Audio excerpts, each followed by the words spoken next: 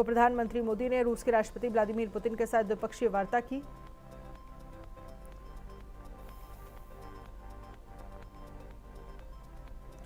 लेकिन अगर के लिए ही नहीं, लेकिन वैश्विक शांति, स्थिरता और प्रगति के लिए भी हमारे संबंध बहुत अहम है।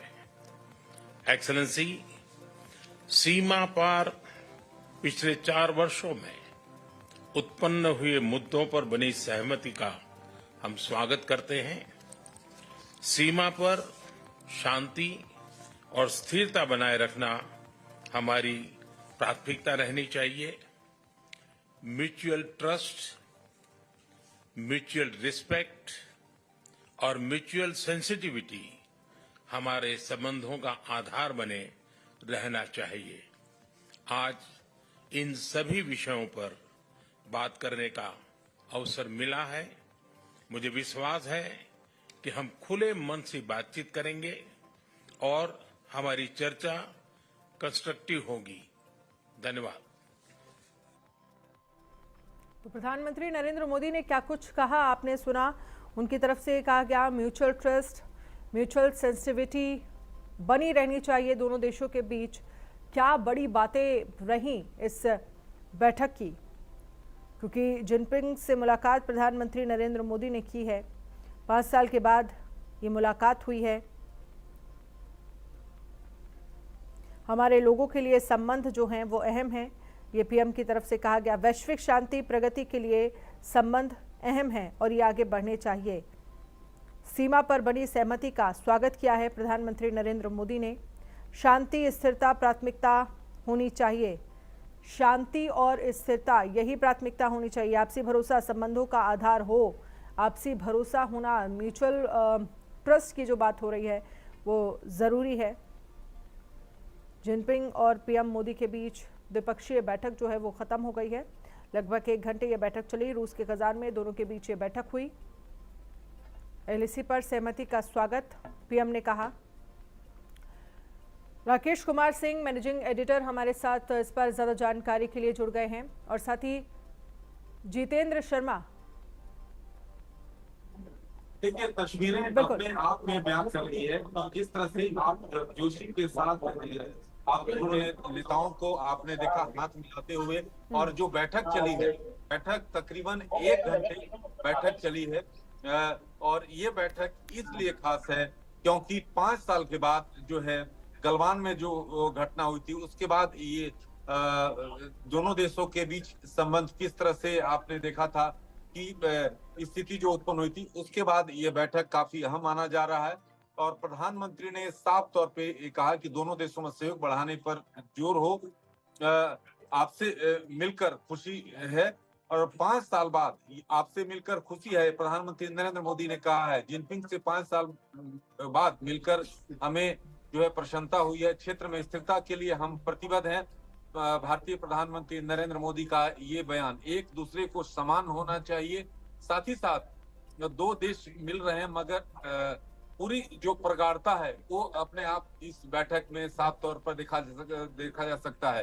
क्योंकि रूस के कजान में जो अगर चीन के राष्ट्रपति और भारत के प्रधानमंत्री का मुलाकात, इसको लेकर विश्व की नजरें टिकी हुई थी। और इसमें न केवल क्षेत्रीय स्थिरता के लिए ये काफी अहम, बल्कि विश्व जो है इस बैठक को लेकर टकटकी निगाहें लगाए हुए था। तो जिनपिंग से मुलाकात पर एमईए ने कहा है, एमईए का भी जो भारत के विदेश मंत्रालय का कहना है कि दोनों देशों में सहमति बनना एक महत्वपूर्ण कदम। जिनपिंग से मुलाकात पर एमईए का बड़ा बयान है, और इस बयान में दोनों देशों में सहमति का स्वागत किया गया है। तो ये जो बैठक है इस लिहाज से, और ये बैठक आपने देखा कि तकरीबन 1 घंटे बैठक चली है। सीमा पर समझौता होना हमारे संबंधों का आधार मजबूत है, ये साफ तौर पर कहा गया। आपसे मिलकर खुशी हुई, ये प्रधानमंत्री नरेंद्र मोदी ने कहा। तो ये बैठक इस लिहाज से देखिए, क्योंकि दो देश एशिया के सबसे जो महत्वपूर्ण देश, और उस देश में जिस गर्मजोशी के साथ दोनों देशों के जो प्रमुख मिल रहे हैं, मुलाकात हुई, ये काफी जो दृश्य है वो काफी अपने आप में संदर्भ बयां करता है। ठीक है। जितेंद्र शर्मा भी हमारे साथ एसोसिएट एडिटर भी जुड़े हुए हैं। जितेंद्र शर्मा जी, आप इस बैठक को कैसे देखते हैं? क्योंकि जब प्रधानमंत्री नरेंद्र मोदी ब्रिक्स समिट में जाने वाले थे, उससे पहले ही चीन और जो भारत के बीच सीमा को लेकर विवाद, जो समझौता हुआ, उससे पहले अंदाजा लगाया जा रहा था कि अब कहीं ना कहीं समिट से इतर भी दोनों के बीच द्विपक्षीय बातचीत जो 5 साल में नहीं हुई थी वो होगी। देखिए अनन्या, गलवान घाटी में जो हादसा हुआ था जिसमें हमारे 20 जवान शहीद हो गए थे, और उसके बाद से ये पहली बार है जब भारत के प्रधानमंत्री और चीन के राष्ट्रपति शी जिनपिंग आपस में मिल रहे हैं, बातचीत कर रहे हैं। एक तरह से रोकथाम आ चुका था और ये कह सकते हैं कि उस घटना के बाद से द्विपक्षीय जितने भी संबंध थे वो कहीं ना कहीं गिरावट की दौर पर चल रहे थे। एक तरह से बातचीत बिल्कुल बंद हो चुकी थी और कहीं से भी ऐसा नहीं लग रहा था कि दोनों फिर से बातचीत करेंगे।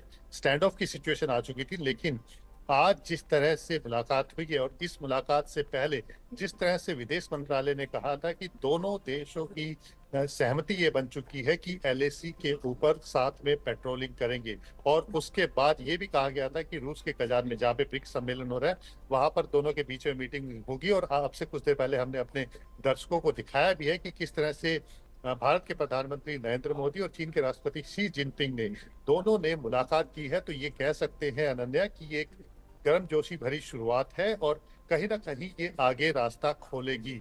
जो स्टैंड ऑफ की सिचुएशन आ चुकी थी उसको तोड़ने के लिए ये बेहद जरूरी मीटिंग है। और निश्चित तौर पर इसमें ये बताया भी है कि भारत ने भी, क्योंकि जिस तरह से ये घटना हुई थी और उसके बाद भारत ने कड़ा रुख अपनाया था, तो उससे कहीं ना कहीं चीन भी बैकफुट पर था।